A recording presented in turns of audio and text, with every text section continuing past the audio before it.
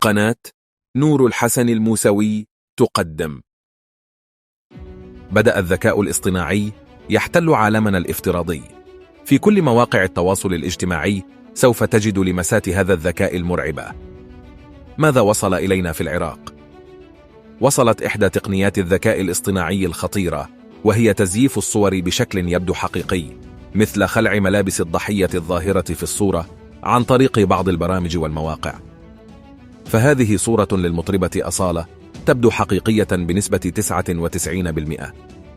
إن العراق ذو بيئة عشائرية قبلية محافظة جدا، ونسبة كبيرة من هذه العوائل يملكون تفكيرا ضحلا ورجعيا، قد يقتلون بناتهم بدم بارد فور علمهم بصورة فاضحة حتى وإن كانت مزيفة.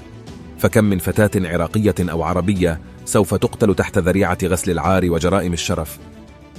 وفي النهاية إن صوتي هذا تم إعداده بواسطة الذكاء الاصطناعي، لا تنسوا ذلك.